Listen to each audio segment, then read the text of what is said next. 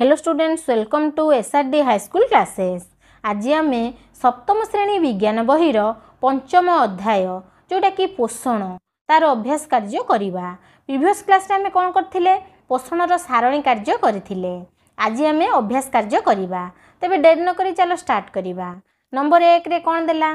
आमे खाउथिबा खाद्य रे थिबा उपादान गुड़िकर नाम लेख। आमे जो खाद्य खाउचंती सेथिरे कौन कौन उपादान गुड़िक रही से गुड़िकर आमे नाम लेखिबा। ताले उत्तर देखिबा कौन देला? आमे खाउथिबा खाद्यर मुख्य उपादान गुड़िक हैला कौन ना? फास्ट रे हैला श्वेतसार बा शर्करा जातीय खाद्य जोटा पाटिकी मिठा लगे। सेकेंड हैला पुष्टिसार बा प्रोटीन। आउ थर्ड रे हैला कौन? स्नेहसार बा चर्बी जातीय खाद्य। आउ 4 हैला कौन? जीवसार बा विटामिन। 5 रे धातुसार बा खनिज लवण। आउ जल, जलटा आमर मोस्ट इम्पोर्टाट। जल नहेले कौन आमे बंची परिबा नहीं। नंबर 2 रे कौन देला देखिबा? जीव जगत काम करिबा पई शक्ति सूर्य को ठारू ही पाई थाए। जीव जगत समस्त प्रकार कार्य करिया पई शक्ति सूर्य को ठारू ही पाई थाए। ए उक्तिटा काहेकि देला? एहा काहेकि सत्य कारण सह दर्शाओ। यार सत्यता आमे कारण सहित दर्शेबा। काहेकि सूर्य को माने सूर्य ठार से सबू काम करने शक्ति पाए से कहते कौन?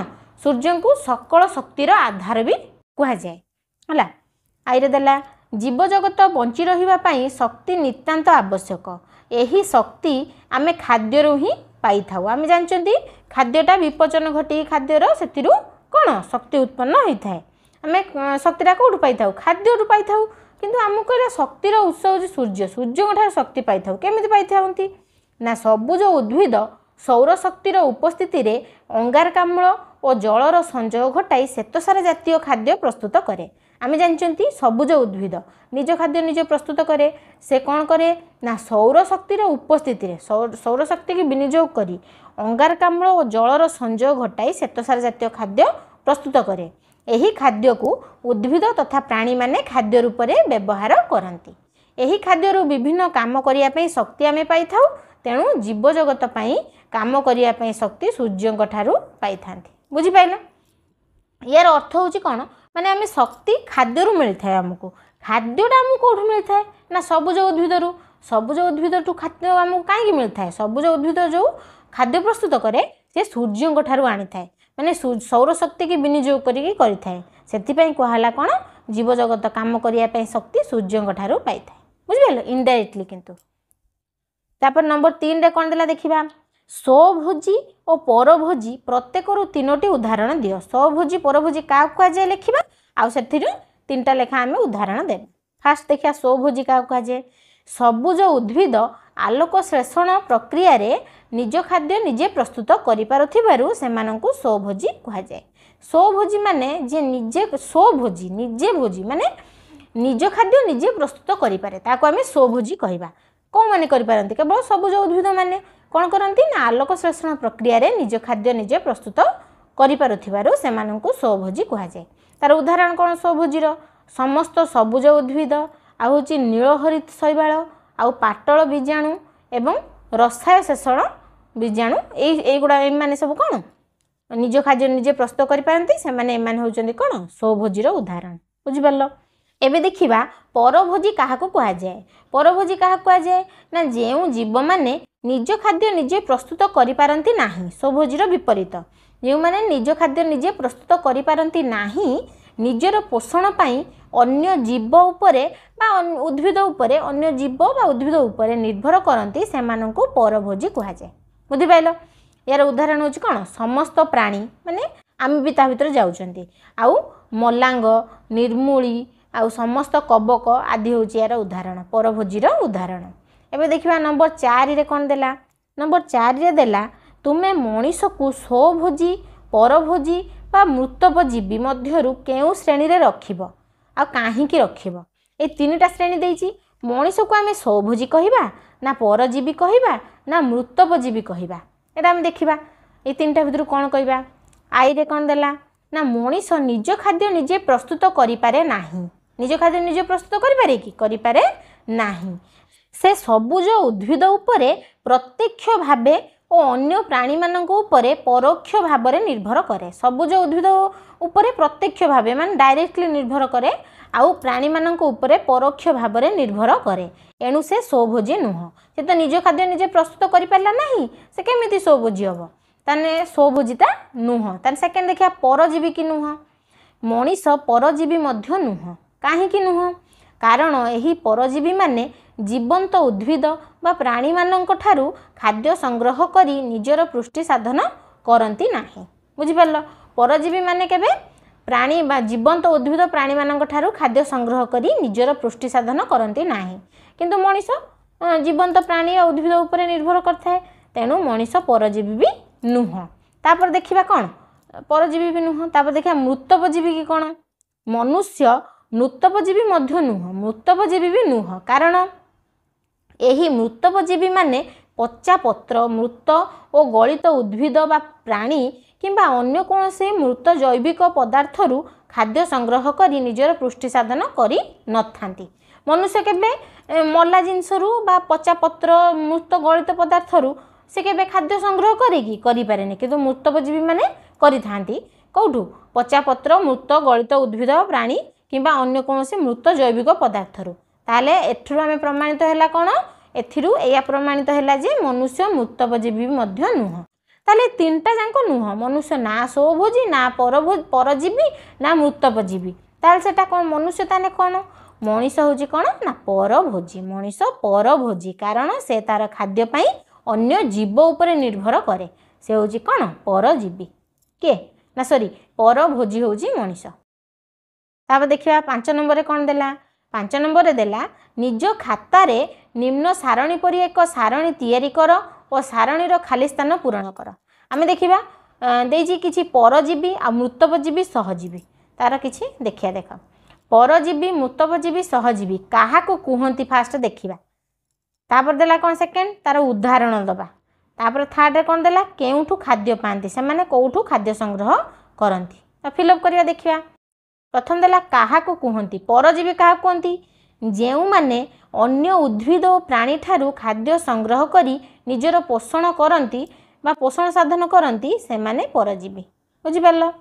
ତାପରେ ହେଲା ମୃତପଜୀବୀ, ଯେଉଁମାନେ ପଚା ପତ୍ର, ମୃତ ଓ ଗଳିତ ଉଦ୍ଭିଦ ବା ପ୍ରାଣୀ ବା ଅନ୍ୟ କୌଣସି ମୃତ ଜୈବିକ ପଦାର୍ଥରୁ ଖାଦ୍ୟ ସଂଗ୍ରହ କରିଥାନ୍ତି, ସେମାନଙ୍କୁ ଆମେ କ'ଣ କହିବା? ମୃତପଜୀବୀ କହିବା। ଆଉ ସହଜୀବୀ, ସହଜୀବୀ ହେଉଛି ଯେତେବେଳେ ଦୁଇଟି ଭିନ୍ନ ଭିନ୍ନ ଜାତିର ପ୍ରାଣୀ ବା ଉଦ୍ଭିଦ ପୋଷଣ ପାଇଁ ଏକାଠି ବସବାସ କରନ୍ତି, ସେମାନଙ୍କ ପୋଷଣକୁ ସହଜୀବୀ କୁହାଯାଏ। ସହଜୀବୀ ପୋଷଣ ତାକୁ କୁହାଯାଏ। ଆଉ ସହଜୀବୀ ମାନେ କ'ଣ? ନା ସେମାନେ ଭିନ୍ନ ଭିନ୍ନ ଜାତିର ପ୍ରାଣୀ ବା ଉଦ୍ଭିଦ ବା ଅନ୍ୟ କିଏ କବକ ଏସବୁ ଏକାଠି ରହିକି କ'ଣ କରୁଥିବେ? ପରସ୍ପରକୁ ଇଏ ତାକୁ ହେଲ୍ପ କରୁଥିବ, ସେ ତାକୁ ହେଲ୍ପ କରୁଥିବ। ବୁଝିପାରିଲ? ସେଇଆକୁ କୁହନ୍ତି କ'ଣ? ସହଜୀବୀ କୁହନ୍ତି। ଉଦାହରଣ ହେଉଛି ପରଜୀବୀର ଉଦାହରଣ ପ୍ରଥମେ ଦେଖିବା। ପରଜୀବୀର ଉଦାହରଣ ହେଉଛି ମଲାଙ୍ଗ, ନିର୍ମୂଳୀ, ଅଙ୍କୁଶକୃମି, ଫିତାକୃମି, ମ୍ୟାଲେରିଆ ପାରାସାଇଟ୍ ଇତ୍ୟାଦି ହେଉଛି କ'ଣ? ପରଜୀବୀର ଉଦାହରଣ। ମୃତପଜୀବୀର ଉଦାହରଣ କ'ଣ? ଛତୁ, ଫିମ୍ପି, ଇଷ୍ଟ, ବ୍ୟାକ୍ଟେରିଆ ଆଉ ବି ଏକ୍ସଟ୍ରା ସବୁ ଅଛି ହେଲା। ବୁଝିଲ? ମୃତପଜୀବୀର ଏଗୁଡ଼ା ହେଉଛି ସବୁ ମେନ୍ ଏକ୍ଜାମ୍ପଲ୍। ଛତୁ, ଫିମ୍ପି, ଇଷ୍ଟ, ବ୍ୟାକ୍ଟେରିଆ ଇତ୍ୟାଦି। ଆଉ ସହଜୀବୀର ଉଦାହରଣ କ'ଣ?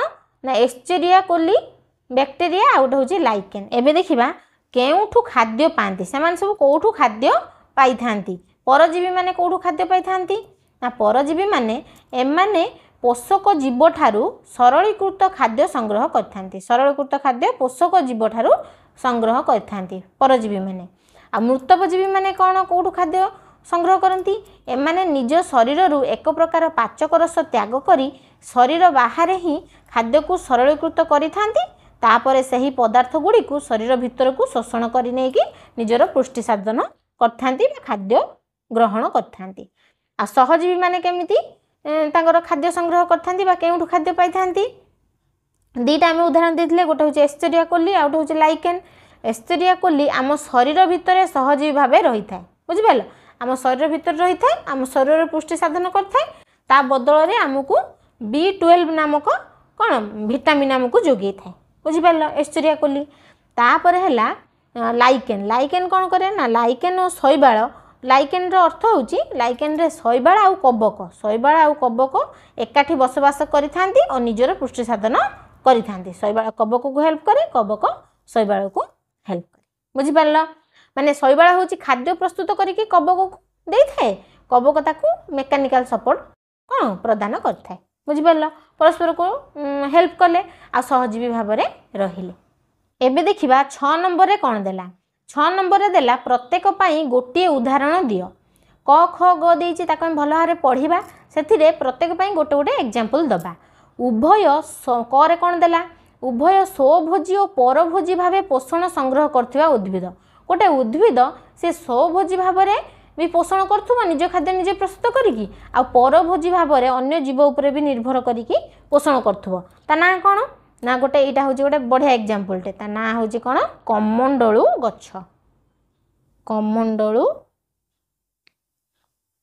कमंडलू गछ बुझी पारला। कमंडलू गछटा निज खाद्य निजे प्रस्तुत जेतळ करे सेटा स्वभोजी, आ परभोजी खरे कोन देला, खरे देला जबक्षारजान विबंधन रे डाली जातीय गछ को सहाय्य करथै बीजाणु। जबक्षारजान विबंधन रे डाली जातीय गछ को सहाय्य करथै बीजाणुर ना कोन ना राइजोबियम।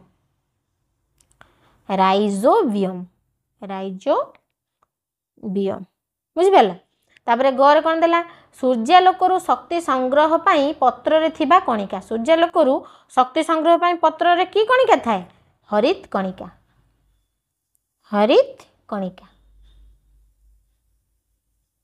बुझी पारला। तापरे नेक्स्ट कोन देला देखिबा। नेक्स्ट देला 7 नंबर रे। 7 नंबर रे कोन देला, तालिका रे थिबा शब्द मध्यरु ठीक टी बाछि शून्य स्थान पूरण कर। ठीक उत्तर आमे बाछि कि शून्य स्थान पूरण करिबा। करे कोन देला, कीट पतंग माननकु खाई जाउथिबा उद्भिद हेउची। ए आमे कोन करले पूर्वरु पढी काइले कीट पतंग को उद्भिद खाई दिए ना कमंडलू गछ। एटा होची उत्तर कमंडलू उद्भिद। आ कोन देला खरे, शैवाल और कबक मध्य रे सहजीवी अवस्था कोन, एटा तुम जानचो लाइकेन। लाइकेनटा होची कोन शैवाल आ कबक मध्य रे सहजीवी अवस्था। 8 नंबर रे कोन देला, पत्र रे श्वेतसार खाद्य प्रस्तुति पाई जेउ गुडी का आवश्यक निम्न तालिकारु बाछिकी लेख। किछि पदार्थ देइछि ता भितरु श्वेतसार जातीय खाद्य पत्र रे माने आलोकसंश्लेषण द्वारा जो खाद्य प्रस्तुत होउछि कौन कौन आवश्यक या भितर आम खोजिकी लिखा। आम जानते अंगारकाम्ल आ सूर्यालोक आउ कौन आउ जल, ये 3टा जिनस आवश्यक लिखा। जल, अंगारकाम्ल आउ सूर्यालोक। बुझिपार। तापर नेक्स्ट देखिबा 9 नंबर रे कौन देला। 9 नंबर रे देला निम्न रे परिपाक विभागर विभिन्न अंगर नाम लेखा जाइछि। परिपाक विभागर विभिन्न अंगर नाम लेखा जाइछि। खाद्य खाइले केउ अंगरु केउ अंग को जाई थाए क्रम रे लेख। फास्ट कोठू हमर परिपाक विभागटा आरंभ कोठी शेष सेटा को आमे कोन सीरियल वाइज लेखिबा। फास्ट होउछि कोन मुख गह्वर। उत्तर रे हला फास्ट मुख गह्वर, तापर होउछि निगल, तापर होउछि खाद्य नली, तापर होउछि पाकस्थली, पाकस्थली परे ग्रहणी, ग्रहणी परे कोन ना क्षुद्रांत, तापरे बृहदंत, तापरे मलकोष्ठ, तापरे लास्ट होची कोन मल द्वार। बुझी पारलो मल द्वार। फास्ट होची मुख गह्वर, तापरे निगल, तापरे खाद्य नली, पाकस्थली, ग्रहणी, क्षुद्रांत, बृहदंत, मलकोष्ठ आ होची मल द्वार। बुझी पारलो। तापरे नेक्स्ट एगुड़ा एटा मन रखिबो कोन कोन सब मन रखिबो। नेक्स्ट देला कोन 10 नंबर रे शून्य स्थान पूरण कर। करे कोन देला परिपाक तंत्रर सबुठारु बड़ आकार अंगर नाम डैश अटे। सबुठारु बड़ आकार जोटा सबुठारु बड़ अंश परिपाक तंत्रर कोन एटा होची पाकस्थली। पाकस्थली सबुठारु बड़ अंश। तार देला परिपाक तंत्र सबुठारु लंबा अंगर नाम कौन बा लंबा अंश कोटा ना क्षुद्रांत एगुड़ा सब मन रखिबो क्षुद्रांत होची सबुठारु लंबा अंश पाकस्थली डैश डैश और डैश रस क्षरण होता है कौ तीनटा रस क्षरण होता है हमें लिखिबा कौन कौन लवणाम्ल आउटा होची लाल लवणाम्ल लाल आ गोटे होची कौन ना पाचक रस को तीनटा क्षरण है पाकस्थली लवणाम्ल लाल आउटी पाचक रस बुझिपार तापर घर देला कौन क्षुद्रांतर अंत आवरण रे आंगुली परी उठिथिबा अंश को कौन कह जाए आंगुली परी उठिथिबा अंश को हम जानछन कौन कह जाए ना भिल्ली कह जाए भिल्ली कह जाए आमिबार हजम कार्य डैश साहाय्य होता है एटा तो समस्ते जानथिबो रसधानी साहाय्य होता है तार हजम कार्य बुझिपार तापर 11 नंबर कौन देला देखिबा 11 नंबर देला प्रत्येक प्रश्नर उत्तर गोटे बा दुईटी धाड़ी रे लेख करे कौन देला पित्तरस केउठारु क्षरित होता है एवं यह केउ प्रकार खाद्य हजम रे साहाय्य करता है पित्तरसटा कोठारु को जगारु क्षरित होता है आ केउ प्रकार खाद्य हजम रे साहाय्य करे पित्तरसटा पित्तकोशरु क्षरित होता है कौठू ना पित्तकोशरु यह चर्बी जातीय खाद्य को हजम करिवारे साहाय्य करे बुझिपारल तापर खरे कौन देला खरे देला विद्यालय क्रीड़ा प्रतियोगिता रे भाग नैथिबा पिलामानंकु ग्लूकोज दिया जाए यार कारण कौन आमे जानू कार्य करने को शक्ति आवश्यक पड़ी थाए यही शक्ति आमे खाद्य पाऊ खाद्यर जारण हेबा परे ही शक्ति निर्गत होता है यह गोटे लंग प्रोसेस खाद्यटा खाइबा सेटा हजम हम सेठू शक्ति मिलिबो किंतु जेतो धर पिला माने प्रतियोगिता रे दौड़ी थांती तांकु कोन क्रीड़ा प्रतियोगिता जो दौड़ी थांती बा क्रीड़ा अलग किसी क्रीड़ा खेली थांती से कौन हुए तांको इंस्टांट एनर्जी दरकार इंस्टांट एनर्जीटा आम ग्लूकोज रु पाई थांती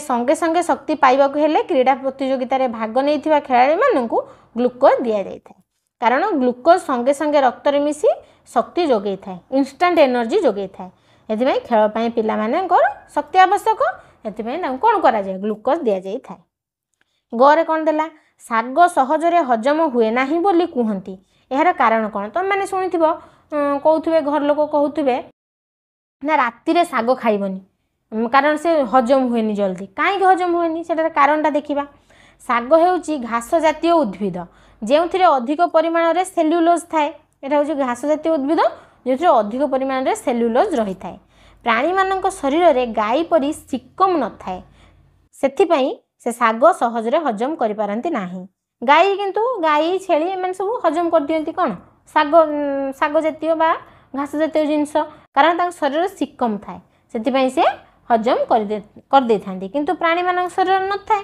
सेथिपई से साग को सहजरे हजम करि हुए नाही सेथिपई तो राति रे खांती खाइबा कथा नै साग अग्नाशय केउ अंश रे थाए अग्नाशयटा केउ अंश रे थाए एहरा कार्य कोन अग्नाशय पाकस्थली ठीक तळे रहिछि बुझिपारल आ अग्नाशय निर्गत रस क्षुद्रांतरे खाद्य सह मिसी श्वेतसार स्नेहसार पुष्टिसार आदि को शरीरीकरण करिबारे साहाय्य करे अग्नाशय कौन करे ना क्षुद्रांतरे खाद्य सहित मिसी जाइकी श्वेतसार आ स्नेहसार आ पुष्टिसार जातीय खाद्य को सरलीकरण करिबारे साहाय्य करता बुझिपारल तापरे 12 नंबर कौन देला 12 नंबर देला क स्तंभ रे दिया जाइथिबा परिपाक तंत्रर अंश गुड़िकर नाम सहित ख स्तंभ रे थिबा संपर्कित कार्य को जोड़ी लेख क स्तंभ को ख स्तंभ सहित आमे जोड़ीबा बुझिपारल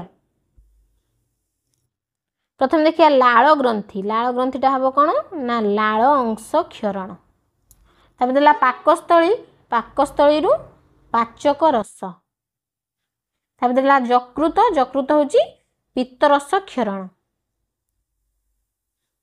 बुझिपारल तापर क्षुद्रांत होची हजम क्रिया शेष क्षुद्रांत रे हजम क्रिया शेष हो जाए आमे कहंती तार बृहदंत होची कोन जल शोषण आ जति की रही थाए सेटा हुए आ जल शोषण करथाए 13 नंबर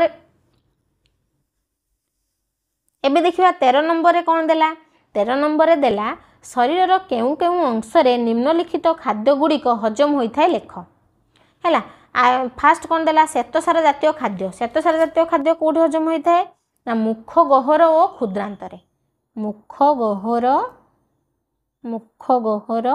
और क्षुद्रांतरे हजम होता है कौन श्वेतसार जातीय खाद्य। सेमती पुष्टिसार जातीय खाद्य कौटी कौटी हजम होता है ना पाकस्थली और क्षुद्रांत। सेमती चर्बी जातीय खाद्य कौटी हजम होता है ग्रहणी और क्षुद्रांत। राइट क्षुद्रांत सबुठार रोची आ समस्त खाद्य सार कौटी हजम होता है ना क्षुद्रांत। ये आम जान ना क्षुद्रांत सबुथिरे रोची से क्षुद्रांत समस्त प्रकार खाद्य सार हजम होता है किंतु श्वेतसार जातीय खाद्य खास करके मुख गह्वर और क्षुद्रांत। पुष्टिसार जातीय खाद्य पाकस्थली और क्षुद्रांत सेमती चर्बी जातीय खाद्य ग्रहणी और क्षुद्रांत हजम होता है। समस्त खाद्य सार तो क्षुद्रांत हजम होता है। 14 नंबर कौन देला गोटे इंटरेस्टिंग पाठ देला देख 14 नंबर देला परिपाक विभागर विभिन्न अंशर नाम चित्र रे दर्शाओ। आम चित्र रे ताकू कौन करवा चिन्हट करवा कौटा कौन एटा होची कौन एटी थाए हमर कौन एटा होची पाटी एटा होची पाटी पाखरे एठी थाए तळको कौन एठी लाळ ग्रंथि पाटी भीतर थाए लाळ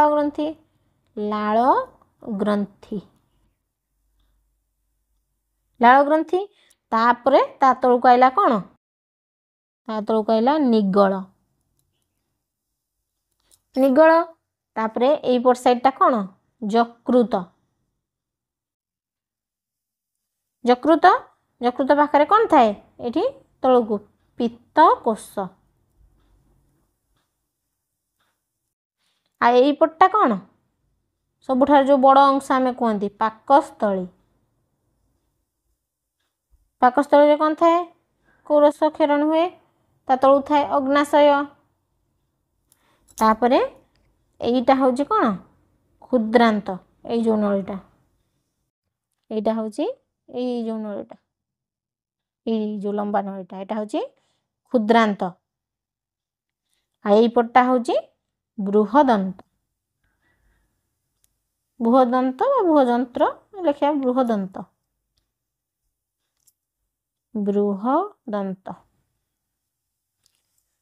तापर होची लास्टटा कौन मलद्वार आ मलकोष्ठ आउटा होची मलद्वार एटा होची मलद्वार बुझिपाल एटा होची परिपाक विभागर विभिन्न अंश को आम कौन कले चित्र रे देखिकी चिन्हट कले एटा बारंबार एमती चित्र रे प्रैक्टिस करदेले तुम मन रही हायर क्लास भी बहुत हेल्प कर गुड़ाक। तापर देखिए 15 नंबर कौन देला 15 नंबर देला कौन बुझ एटा को आम कौन बुझा कर है हजम क्रिया क्या कहवा ना हजम क्रिया होची जेउ क्रिया द्वारा पाचक तंत्र रे जटिल खाद्य विभिन्न पाचक रस द्वारा अवशोषण योग्य सरल पदार्थ रे परिणत होता है ताको आम हजम कहते। जेउ प्रक्रिया रे पाचक तंत्र रे जटिल खाद्यटा विभिन्न पाचक रस द्वारा अवशोषण योग्य सरल खाद्य रे परिणत हुए ताको आम कौन कहवा हजम क्रिया कहती। खाद्य सार क्षुद्रांत विशोधित होई कोष मानक परिवाहित होता है से जो अवशोषित होता है माने कौन से हजम हो सारा पर खाद्य सार गुड़ाक से कौन विभिन्न अंग प्रत्यंग को प्रसारित होता है परिवाहित होता है कोष मान द्वारा विभिन्न अंग प्रत्यंग जाए जहाँद्वारा कि आम अंग प्रत्यंग भल भाव में कम करता आम शक्ति मिलता है आम कम करता। खरे कौन देला खाद्य ग्रहण आम पाटी बाटे आम खाद्य ग्रहण करिथाउ एटा समस्ते जानचंती समस्त जीव मानकर आम परी पाटी दांत और जीभ नाही जार धर आम परी पाटी दांत जीभ नाही से केमिति खाद्य ग्रहण करचन देखिबा। मशार पाटी अच्छी ना दांत अच्छी ना जीभ अच्छी किछि नाही ताले मशा तार सुंढ द्वारा रक्त शोषी करी खाए। सेमती पारा धान खाए धान चाउल आदि केमिति खाए खुंटी खुंटी तार थंट द्वारा खुंटी खुंटी खाए। बग माछ को गिली करी खाए सेमती गाई पाकुड़ी करी खाए बुझिपार। एहीपरि विभिन्न प्राणी मानकर खाद्याभ्यास भिन्नता देखा देई थाए। आमे जेमिति खाद्य ग्रहण करती अभी विभिन्न प्रकार प्राणी अच्छा विभिन्न प्रकार से खाद्य ग्रहण कर खाद्याभ्यासटा भिन्न भिन्न होता है।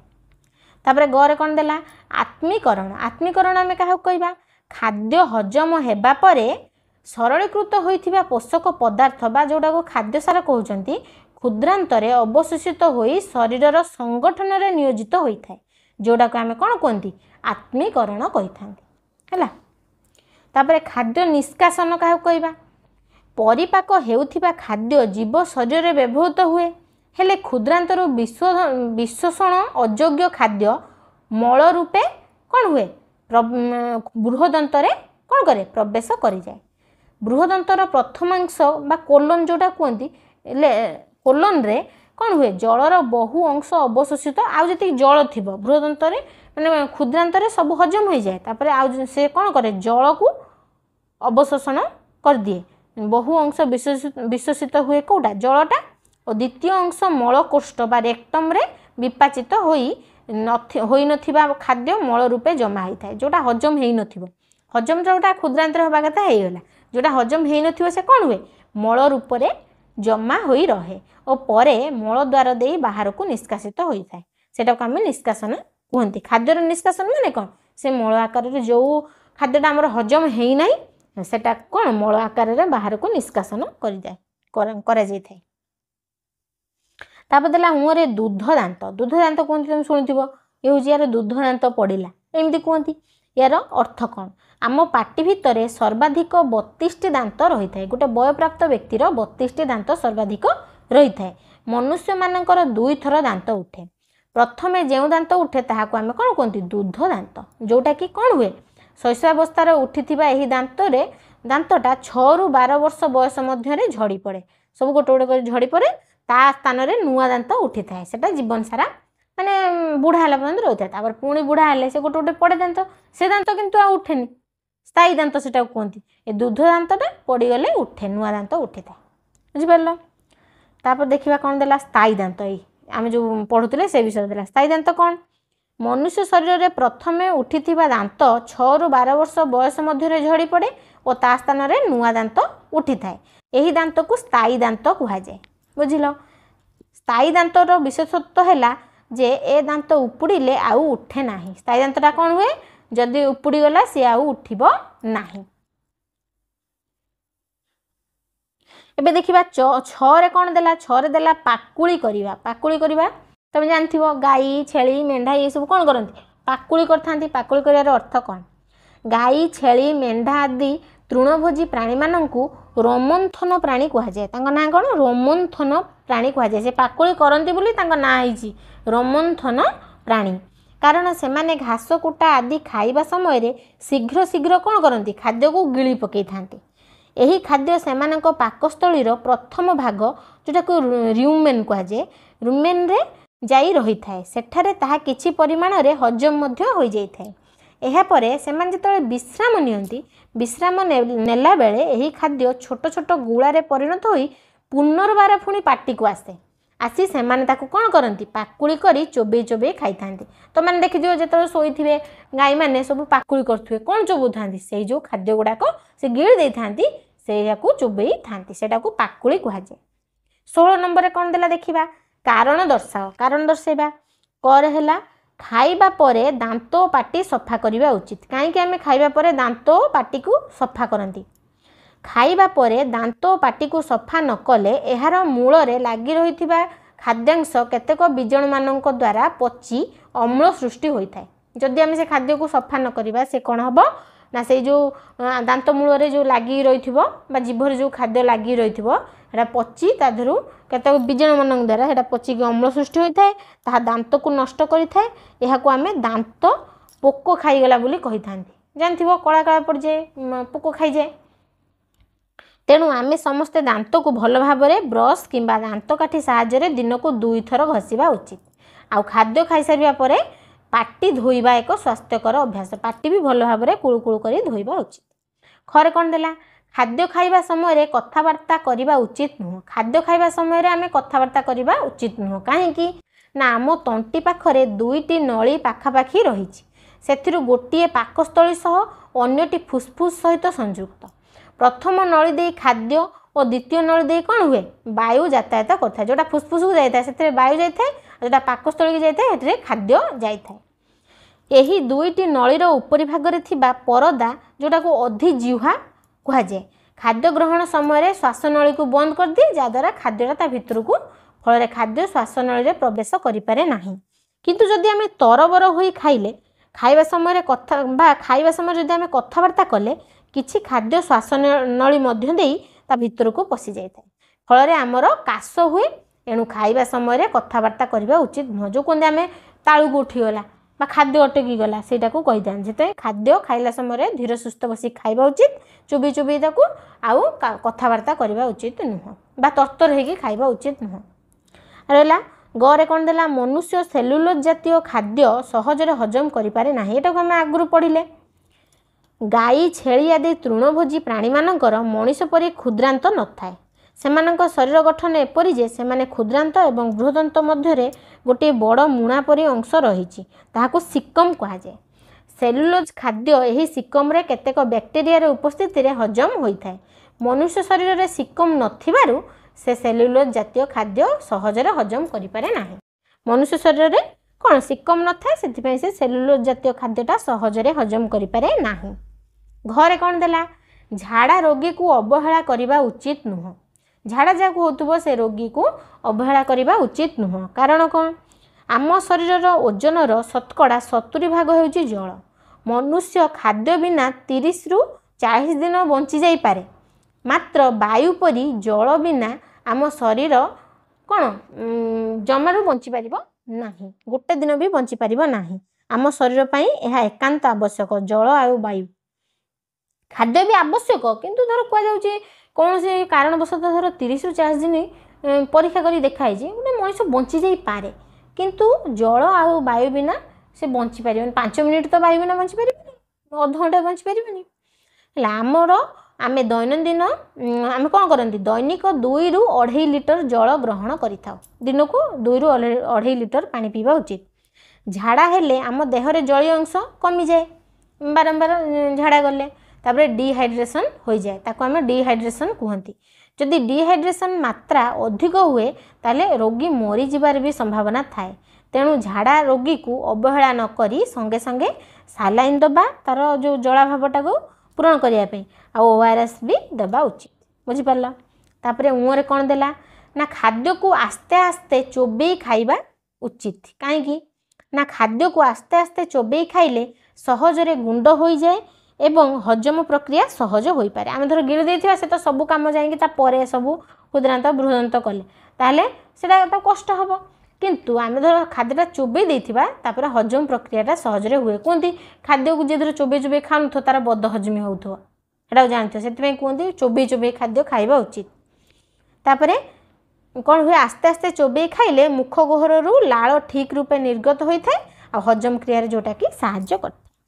17 नंबर कौन देला ना मनीष शरीर में जदि अग्नाशय न था तेबे कौन होता। जदि अग्नाशय न था कौन होता। मनुष्य शरीर में अग्नाशय नथिले अग्नाशय रस क्षरण हो पार न था। अग्नाशय जो रसटा क्षरण हुए से क्षरण हो न था। फल श्वेतसार स्नेहसार और पुष्टिसार युक्त खाद्य सरलीकरण हो पारि न था। आम जानते अग्नाशय जो रस अग्नाशय रस क्षरण होता है ता द्वारा कौन हुए श्वेतसार स्नेहसार और पुष्टिसार युक्त खाद्य सरलीकृत होता है तेणु सेटा हो पारिबनी। तेणु खाद्य हजम प्रक्रिया बाधाप्राप्त होता से अग्नाशय थिबा आवश्यक। शरीर में अग्नाशयर काम ये देला। तो पिला माने यह थिला कौन पोषणर अभ्यास कार्य। नेक्स्ट क्लास रे आम कौन करवा आम 6ठ अध्यायटा को भल भाव में पढ़ा। से पर्यंत तुम मैंने कौन मन दे पाठ पढ़ुव आ जहाँ भी सब ये डाउट्स रहा ताको कमेंट माध्यम जनइब आ भी एटा को भल भाव में पढ़। ये निहाती इंपोर्टेंट विषयटे। आ नेक्स्ट क्लास रे आम देखा से पर्यंत रही। जय जगन्नाथ।